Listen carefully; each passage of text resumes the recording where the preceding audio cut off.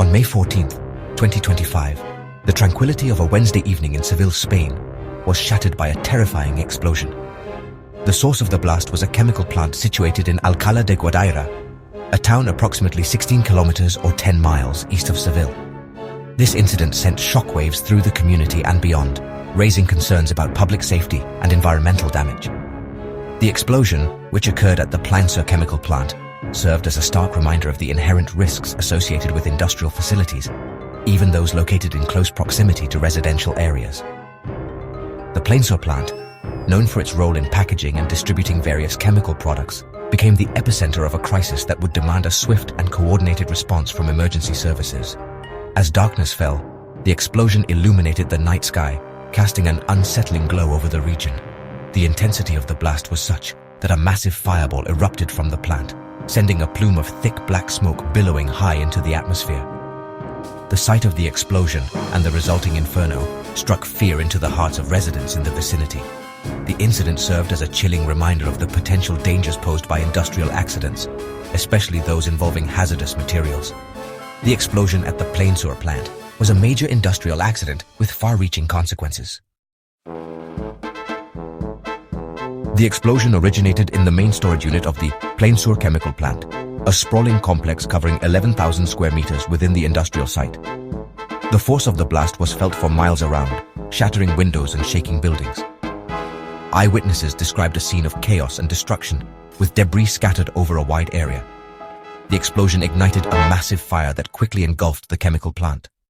Flames soared hundreds of feet into the air, fueled by the flammable materials stored within the facility.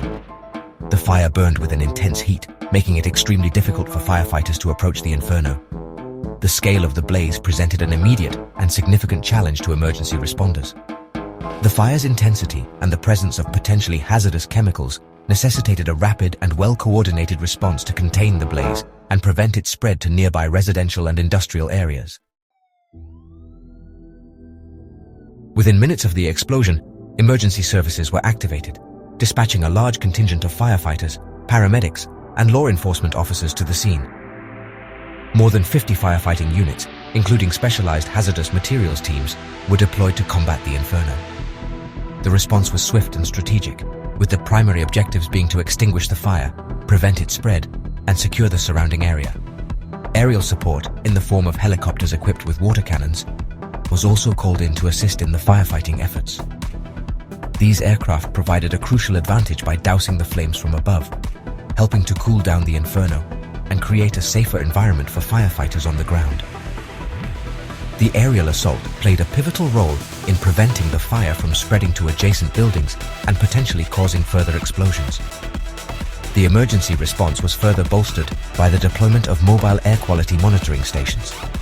These stations provided real-time data on the levels of potentially harmful pollutants in the air, allowing authorities to assess the risk to public health and make informed decisions about evacuations and other safety measures. The data collected by these stations was crucial in guiding the emergency response and ensuring the safety of residents in the surrounding areas. As the fire raged, authorities issued a red alert for thousands of residents living within a 3-kilometer radius of the chemical plant. This alert, disseminated through various channels, including sirens, text messages, and social media, urged residents to evacuate their homes immediately or seek shelter indoors with windows and doors closed. The red alert was a precautionary measure to protect residents from potential exposure to harmful fumes and particulate matter released into the air by the fire. Evacuation centers were swiftly established at schools, community centers, and other designated safe locations to provide temporary accommodation, food, water, and medical attention to those displaced by the evacuation order. Volunteers and aid organizations mobilized quickly, offering support and assistance to evacuees. The evacuation centers provided a safe haven for residents forced to flee their homes, offering them a place to rest, access essential supplies, and receive updates on the situation. To further mitigate the risk to public health, authorities advised residents in the affected area to wear face masks when outdoors. This measure was intended to reduce the inhalation of potentially harmful particulate matter that may have been carried by the wind. The distribution of face masks was particularly important for vulnerable populations, such as the elderly, young children, and individuals with respiratory conditions.